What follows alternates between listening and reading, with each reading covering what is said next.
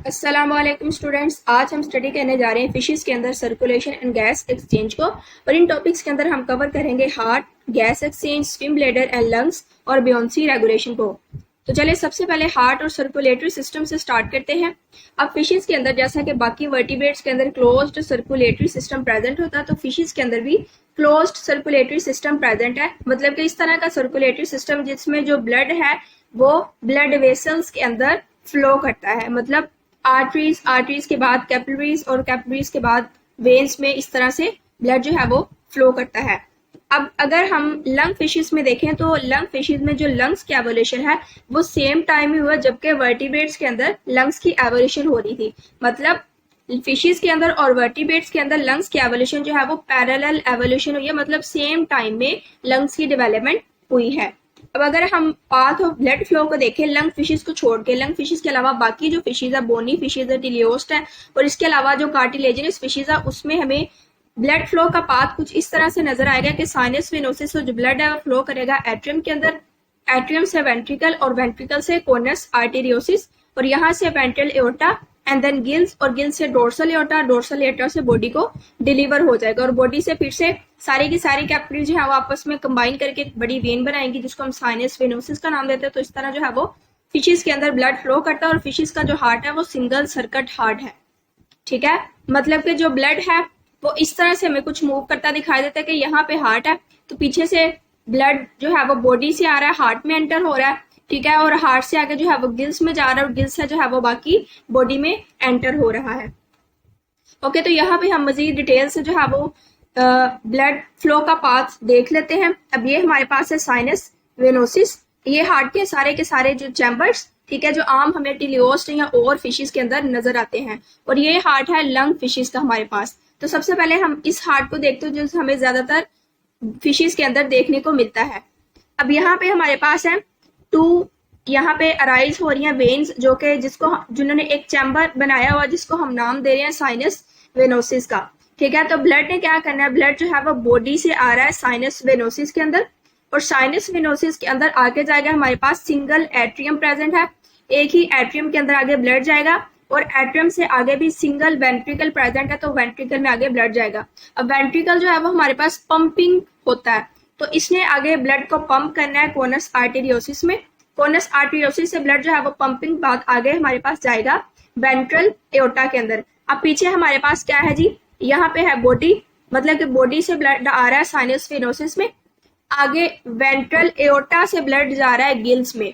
तो गिल्स से ब्लड की हो रही है ऑक्सीजनेशन, तो जो ऑक्सीजनेटेड ब्लड है आगे वो डोर्सल एओर्टा में एंटर होके बाकी बॉडी के अंदर जा रहा है। तो इसी वजह से इसको हम सिंगल सर्किट हार्ट का नाम दे रहे हैं क्योंकि इसमें पल्मोनरी सर्कुलेशन और सिस्टेमिक सर्कुलेशन के दरमियान हमें कोई भी डिफरेंस नजर नहीं आता। तो जैसे हम यहाँ से मजीद अगर इसको एक्सप्लेन कर लें, अगर इसके लेटरल व्यू को देखें तो ये हमारे पास है हार्ट। हार्ट से पीछे जैसे हम देख रहे हैं कि वेंट्रल एओर्टा में जब ब्लड जा रहा है तो वेंट्रल एओर्टा से आगे जो है वो गिल्स के अंदर ब्लड जा रहा है। ठीक है, एफरेंट ब्रेंकियल आर्टरीज के थ्रू और आगे गिल से जब ऑक्सीजनेशन हो रही है गिल कैपिलरीज के थ्रू आगे ब्लड जो है वो इफरेंट ब्रेंकियल आर्टरी से जो है वो गिल्स को लीव कर रहा है और इफरेंट ब्रेंकियल आर्टरी जो है वो आपस में मिलकर डोर्सल एओर्टा बना रही है। तो इस तरह जो है वो डोर्सल एओर्टा से आगे बाकी बॉडी को ब्लड डिलीवर हो जाएगा और आगे जो है कैपिलरीज फिर से दोबारा से आपस में कंबाइन करके साइनस वेनोसिस बना देगी। तो ये हो गया आम फिशेस का हार्ट। अब देखते हैं हम लंग फिशेस का हार्ट। तो लंग फिशेस में क्या हो रहा है, अब देखें, अगर हम देखें तो ब्रेंकियल आर्टरीज को नंबर 2 से उन्होंने स्टार्ट किया है क्योंकि नंबर 1 जो ब्रेंकियल आर्टरी ऑफ एवोल्यूशन के दौरान जो है वो लॉस्ट हो चुकी है। तो यहाँ पे लंग फिशेस में क्या हो रहा है, 2, 3, 4, 5।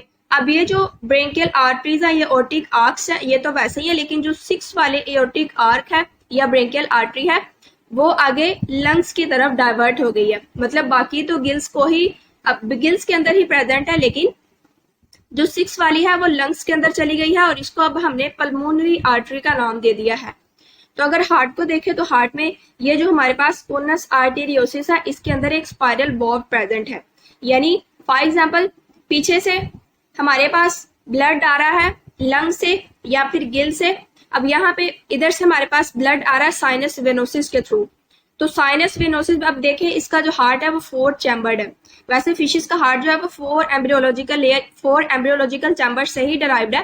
ठीक है, तो इसका हार्ट जो है वो 4 चैम्बर्ड है। ये हमारे पास है राइट एट्रियम, इसके बाद इधर है लेफ्ट एट्रियम, और जो वेंट्रिकल्स है राइट वेंट्रिकल और लेफ्ट वेंट्रिकल, उनकी जो सेप्टेशन है वो कंप्लीट नहीं है, मतलब पार्शली वो जो है वो आपस में डिवाइडेड है। और इसकी वजह से क्या होगा, ब्लड जो है वो मिक्स तो होगा, ऑक्सीजनेटेड और डीऑक्सीजनेटेड, लेकिन कंप्लीटली मिक्स नहीं हो सकता। ठीक है, इसकी वजह से किसी हद तक जो है वो ऑक्सीजनेटेड और अनऑक्सीजनेटेड ब्लड जो है वो सेपरेट ही रहता है। तो अब हम देखते हैं कि लंग फिशेज में ब्लड फ्लो जो है वो हार्ट के अंदर से किस तरह से होता है। तो ब्लड यहाँ से हमारे पास एंटर होगा साइनस वेनोसिस से। अब साइनस वेनोसिस से पीछे से ऑफ कोर्स ब्लड आ रहा है गिल से। अब गिल से अब राइट साइड पे आ रहा है, तो राइट साइड पे हो, सॉरी गिल से नहीं आ रहा, बॉडी से आ रहा है। जैसे यहाँ पे साइनस वेनोसिस में बॉडी से ब्लड आ रहा था, तो बॉडी से अनऑक्सीजनेटेड ब्लड जो है वो राइट एट्रियम के अंदर पहले आ रहा है, राइट एट्रियम से आगे उसने पास होना है राइट वेंट्रिकल के अंदर। तो राइट वेंट्रिकल के अंदर हमारे पास अनऑक्सीजनेटेड ब्लड होता है। ठीक है, तो राइट वेंट्रिकल से आगे ये जाएगा कोनस आर्टेरियोसिस के अंदर। अब कोनस आर्टेरियोसिस के अंदर एक स्पाइरल वॉल्व प्रेजेंट है। अब ये स्पाइरल वॉल्व जो है ये इंश्योर करेगा कि राइट वेंट्रिकल से या राइट साइड से आने वाला जो ब्लड है वो आगे गिल्स के अंदर एंटर हो, ताकि उसकी ऑक्सीजनेशन हो सके। ठीक है, इसी तरह हम अगर गिल्स की बात करें तो पल्मोनरी वेन्स हमारे पास यहाँ पे ला रही हैं ऑक्सीजनेटेड ब्लड फ्रॉम लंग्स। वैसे में पता वेन के अंदर जो है वो डी ऑक्सीजनेटेड ब्लड होता है, लेकिन ये पल्मोनरी वेन एक ऐसी वाहिद वेन है जिसके अंदर ऑक्सीजनेटेड ब्लड होता है। अब पल्मोनरी वेन से जो है वो ऑक्सीजनेटेड ब्लड आ रहा है लेफ्ट एट्रियम में, मतलब हार्ट की लेफ्ट साइड पे हमें ऑक्सीजनेटेड ब्लड देखने को मिलेगा। आगे लेफ्ट एट्रियम से यही ऑक्सीजनेटेड ब्लड जा रहा है लेफ्ट वेंट्रिकल में, और लेफ्ट वेंट्रिकल से ब्लड जा रहा है आगे कोनस आर्टेरियोसिस में। तो स्पाइरल वॉल्व की मदद से क्या होगा, ये जो कोनस आर्टेरियोसिस के अंदर ऑक्सीजनेटेड ब्लड जा रहा है ये आगे हमारे पास बॉडी के अंदर चला जाएगा।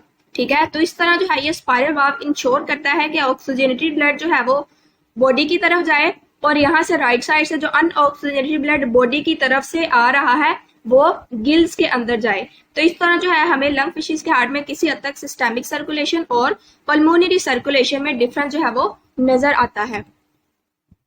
नेक्स्ट हम स्टडी करते हैं गैस एक्सचेंज को। तो भाई गैस एक्सचेंज ऑफ कोर्स हमारे पास गिल्स के थ्रू ही होनी है। अब गिल्स के थ्रू तो होनी है। अब अगर हम वाटर को एयर से कंपेयर करें तो वाटर में 2.5% लेस ऑक्सीजन कंसेंट्रेशन प्रेजेंट होती है एज कंपेयर टू एयर। तो जैसे हमें पता है एयर में 21% जो है वो ऑक्सीजन प्रेजेंट होती है, तो इसका मतलब है वाटर में 18.5% ऑक्सीजन प्रेजेंट होती है। तो इतनी कम ऑक्सीजन कंसंट्रेशन के अंदर सरवाइव करने के लिए फिशेस को जो है वो लगातार अपने माउथ को ज्यादातर ओपन ही रखना पड़ता है, ताकि जो वाटर है वो माउथ से आगे फेरिंग्स में और गिल्स के ओवर जो है वो फ्लो करता रहे, और इसमें से जो है ऑक्सीजन बॉडी के अंदर जाती रहे। अब फिशेस के पास क्या होता है, फिशेस के पास एक मस्कुलर पंपिंग मैकेनिज्म जो है वो प्रेजेंट है, जो वाटर को मूव करता है माउथ में, फेरिंग्स में, गिल सरफेसेस के ओवर, और इस तरह जो है वो फिश के out of fish through gill openings. अब ये जो फेरिंग्स और अपरक्यूलर कैविटी को मसल सराउंड करते हैं, यही ये पंपिंग मैकेनिज्म के रिस्पॉन्सिबल है। अब ये वाले मसल्स कहाँ पे प्रेजेंट है, ये वाले मसल्स तो हमने देख लिया, फेरिंग्स और अपरक्यूलर कैविटी को सराउंड कर रहे हैं। अब अपरक्यूलर कैविटी असल में क्या है, अपरक्यूलर कैविटी असल में गिल्स और अपरक्यूलम के दरमियान जो स्पेस है उसको हमने नाम दिया हुआ है। जैसे हमें पता है फॉर एग्जांपल ये फिश, अब फिश के यहाँ पे प्रेजेंट है गिल्स, तो हमें पता है गिल्स की कवरिंग भी होती है जिसको हम अपरक्यूलम का नाम देते हैं। तो अपरक्यूलम और गिल्स के दरमियान जो स्मॉल स्पेस या स्मॉल कैविटी है उसको हम नाम देते हैं अपरक्यूलर कैविटी का। और जो मसल जिन्होंने पंप करना है वाटर को माउथ के अंदर फेरिंग्स या गिल्स के ओवर, वो मसल जो है वो फेरिंग्स और अपरक्यूलर कैविटी को सराउंड कर रहे हैं। अब कुछ फिशेज में तो हो गया ये पंपिंग मैकेनिज्म। अब बाकी जो है कुछ एलास्मोब्रांक्स मतलब कार्टिलेजिनस फिशेज या शार्क्स जिसमें आ जाती हैं, और कुछ बोनी फिशेज के पास हमारे पास अभी क्या है, अपरक्यूला नहीं होता, मतलब अपरक्यूलर कैविटी नहीं है। ठीक है, अपरक्यूलम भी नहीं है, क्योंकि अपरक्यूलम नहीं है तो अपरक्यूलर कैविटी भी नहीं है, तो इसका मतलब है मसल्स भी वहां पे प्रेजेंट नहीं है ताकि वो जो वाटर है उसको पंप कर सके। तो भैया वाटर को पंपिंग मैकेनिज्म कोई भी नहीं है फिशेज की बॉडी के अंदर एंटर करने के लिए, तो क्या होगा कि इन एलास्मोब्रांक्स या शार्क्स को जो है वो कंटिन्यूसली स्विम करना होगा, ताकि वाटर जो है वो इनके माउथ में जो है वो कंटिन्यूसली एंटर होता रहे। ठीक है, आगे फेरिंग्स में और गिल्स में जो है वो जाता रहे, और ऑक्सीजन जो है उसके अंदर से जो है वो बॉडी में जाती रहे। इसी तरह से ये सर्वाइव कर सकती है। जैसे ये स्विम करना जो है वो बंद करेंगी, माउथ अपने को क्लोज करेंगी, तो क्या होगा, वाटर एंटर नहीं होगा और ऑक्सीजन कंसंट्रेशन फिश की बॉडी के अंदर फॉल कर जाएगी। इस मेथड को हम बोलते हैं रैम वेंटिलेशन, जिसमें जो है फिश जो है वो कंटिन्यूसली स्विम करके अपने माउथ को ओपन रखती है ताकि वाटर जो है वो कंटिन्यूसली बॉडी के अंदर एंटर होता रहे। ओके, इसके बाद अब हम यहाँ पे दो मेथड्स पढ़ चुके हैं, एक तो रैम वेंटिलेशन का और दूसरा मस्कुलर पंपिंग मैकेनिज्म का। अब थर्ड मेथड हमारे पास क्या है कि कुछ फिशेस के पास गिल बार्स प्रेजेंट होते हैं एक्सटर्नल फ्लैप्स के साथ, ठीक है, मतलब गिल बार्स और उसके ऊपर जो है वो इस तरह के कुछ एक्सटर्नल फ्लैप्स प्रेजेंट है ताकि एक कैविटी बन जाए जिसका जो फंक्शन है वो बिल्कुल सिमिलर होगा अपर कैविटी से, ठीक है। तो अब ऑफ कोर्स इन फ्लैप्स के थ्रू ये फ्लैप जो है असल में अपर का काम करेंगे। तो इस तरह जो है वो अपर एक कैविटी बन रही है और फिर से वही पंपिंग मैकेनिज्म हो रहा है जिसके थ्रू जो है वो वाटर माउथ के अंदर, फेरिंग्स के अंदर जो है वो एंटर इजीली हो सकता है। अब इसका मतलब है अगर इनके पास एक्सटर्नल फ्लैप्स वगैरह प्रेजेंट है तो ये माउथ को जो है वो क्लोज करके भी इजीली स्विम कर सकती हैं। और इसके अलावा हमारे पास पायरिकल जो है वो मॉडिफाइड फेरेंजियल स्लिट्स है और ये मॉडिफाइड फेरेंजियल स्लिट जो है वो बिल्कुल आइस से अबव जो है वो प्रेजेंट है और आइस के अबव प्रेजेंट होने की वजह से ये जो है ये वाटर एंट्रिंग के लिए एक अल्टरनेट रोड के तौर पे जो है वो वर्क करेंगी। मतलब कि अगर वाटर जो है वो माउथ के थ्रू एंटर ना हो तो वाटर जो है वो स्पारिकल्स के थ्रू जो है वो एंटर हो सकता है। ओके, तो नेक्स्ट हम इस डायग्राम के अंदर देख लेते हैं। यहाँ पे फॉर एग्जांपल ये हमारे पास है फिश के गिल्स। ओके, एग्जांपल तो नहीं, असल में ही ये फिश के गिल्स है। तो चलिए अगर फिश के गिल को हम यहाँ पे ओपन करके देखें तो ये हमें गिल्स के जो है वो इंटरनल पार्ट्स नजर आते हैं। अब गिल्स के अंदर प्रेजेंट है हमारे पास गिल फिलामेंट्स और गिल आर्ट्स जो है वो गिल्स को सपोर्ट करती हैं और गिल आर्ट्स के अंदर ऑफ कोर्स आगे प्रेजेंट है हमारे पास गिल फिलामेंट्स। अब ऑफ कोर्स यहाँ पे भी गिल्स के अंदर जो है वो एफरेंट और एफरेंट ब्लड वेसल जो है वो प्रेजेंट। एफरेंट मतलब जो ब्लड को जो है वो गिल्स के अंदर लेके आ रही है और एफरेंट जो ब्लड को गिल से बॉडी की तरफ लेके जा रही है।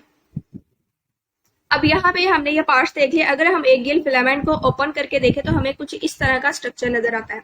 तो गिल फिलामेंट जो है वो आपस में जो है वो एपिथेलियल फोल्ड्स के थ्रू हमारे पास गिल लेमेलाई की फॉर्मेशन करते हैं। अब लेमेलाई जो है वो बिल्कुल बहुत ज्यादा पतली सी लेयर है, मतलब एपिथेलियम ऑफ कोर्स मिलकर बनी हुई है।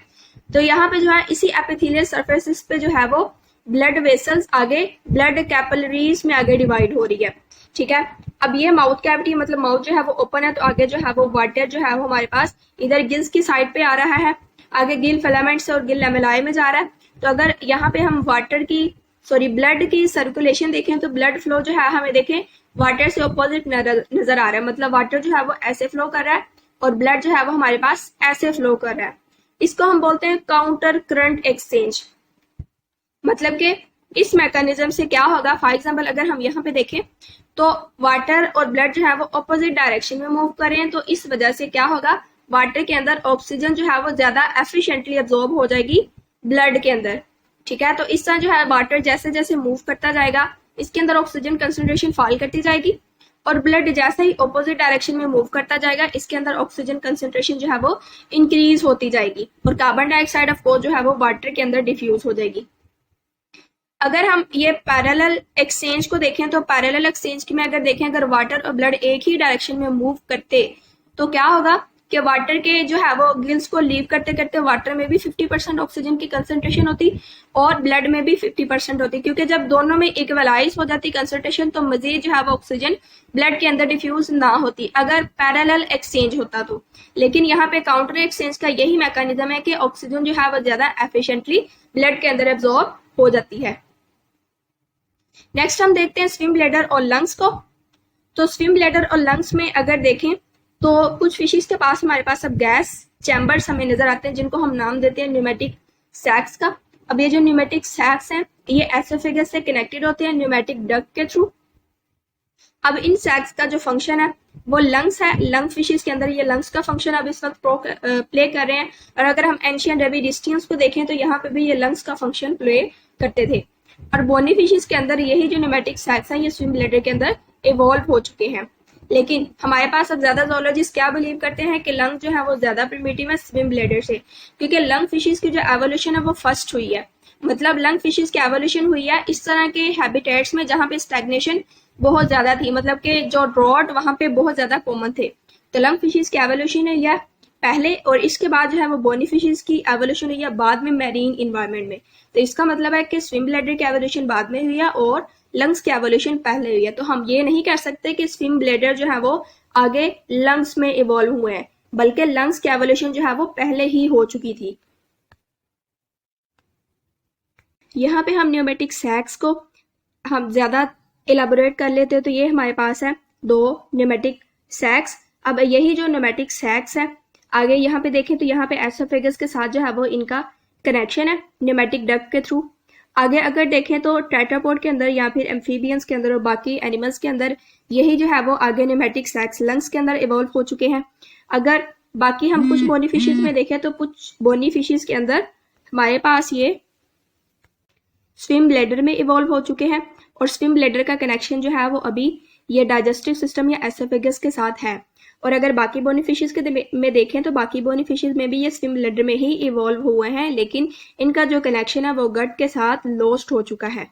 और अगर हम लंग फिशेस में देखें तो लंग फिशेस में यही न्यूमेटिक सैक्स जो है वो लंग्स के अंदर इवॉल्व हो चुके हैं और लंग्स को आगे जो है वो वास्कुलर सप्लाई मतलब ब्लड वेसल जो है वो प्रोवाइड की गई है ताकि लंग्स के तौर पे ये न्यूमेटिक सैक्स जो है वो वर्क भी कर सके। नेक्स्ट हम देखते हैं बियोंसी रेगुलेशन, क्योंकि बियोंसी को फिशेस कैसे रेगुलेट करती हैं। तो फिशेज में बियोंसी को रेगुलेट करने के मेनली 4 मैकेनिज्म्स हैं कि फिशेज जो है वो अपनी वर्टिकल पोजीशन वाटर के अंदर कैसे मेंटेन रखती हैं। एक तो लो डेंसिटी कंपाउंड्स को अपने टिश्यूज में इनकॉर्पोरेट करेंगी। जैसे अगर हम फिश लिवर को देखें तो फिश के लिवर में जैसे हम लिवर ऑयल को एक्सट्रैक्ट भी करते हैं तो लिवर ऑयल असल में बियॉन्ड ऑयल है, मतलब कि ये जो है वो बियोंसी रेगुलेशन में बहुत ज्यादा रोल प्ले करता है क्योंकि ये लो डेंसिटी कंपाउंड है। दूसरा मेथड क्या है कि कैसे बियोंसी को रेगुलेट करेंगे फिशेज, फिन्स अपने यूज करेंगे। और फिन में जैसे अगर शार्क में एग्जांपल है तो शार्क में जो पेक्टोरल फिन्स है, ठीक है, वो प्लानिंग डिवाइसेस हैं। और इसके अलावा जो हमारे पास कोडल फिन है, कोडल फिन भी बियोंसी को रेगुलेट करने में अपना काफी जो है वो रोल प्ले करते हैं। इसके अलावा फिशेज के बॉडी में हमें हैवी टिश्यू जो है वो बहुत कम देखने को मिलते हैं। फॉर एग्जाम्पल अगर कार्टिलेजिनस फिशेज को देखें तो प्रोबेबली कार्टिलेज जो प्रेजेंट है वो में भी बियोंसी रेगुलेशन के लिए एक अडाप्टेशन है, क्योंकि जो कार्टिलेज है वो वाटर से बहुत ही लाइटली हैवियर है। और इसके अलावा स्विम ब्लैडर जो कि हमें बोनी फिशेस के अंदर नजर आता है। अब स्विम ब्लैडर को जो है वो हम मजीद डिटेल के अंदर देख लेते हैं। तो स्विम ब्लैडर में जैसे हम देख चुके हैं कि कुछ बोनी फिशेस के अंदर जो है वो स्विम ब्लैडर का जो कनेक्शन है वो यहाँ पे डाइजेस्टिव ट्रैक के साथ है, जैसा कि स्टर्जन और मैनीटिलियोस। अब ये डाइजेस्टिव ट्रैक के साथ कनेक्शन है तो इसका मतलब है फिश जो है वो वाटर से बाहर मतलब के सरफेस पे आएगी, एयर को गल्प करेगी और यही एयर को जो है वो फोर्सफुली आगे स्विम ब्लैडर के अंदर भेज देगी। तो इस तरह जो है वो स्विम ब्लैडर एक गैस फिल्ड चैम्बर है और जो कि बियोंसी को रेगुलेट करने में अपना रोल प्ले करता है। अब बाकी जो हमारे पास ज्यादातर टिलियोस्ट है इनके अंदर क्या है कि गट के साथ इसका स्विम ब्लैडर का कोई भी कनेक्शन नहीं है, ठीक है। मतलब यहाँ पे इस तरह नहीं हो सकता कि फिश जो है वो वाटर सरफेस पे आए, एयर को गल्प करे और आगे इसको स्विम ब्लैडर में ले जाए, बल्कि यहाँ पे इस तरह से होता है कि जो ब्लड है, अभी कितना इंटरेस्टिंग पॉइंट है कि ब्लड ही हमारे पास गैस को सेक्रेट करता है, नाइट्रोजन और ऑक्सीजन के वेरियस मिक्सचर्स को सेक्रेट करेगा।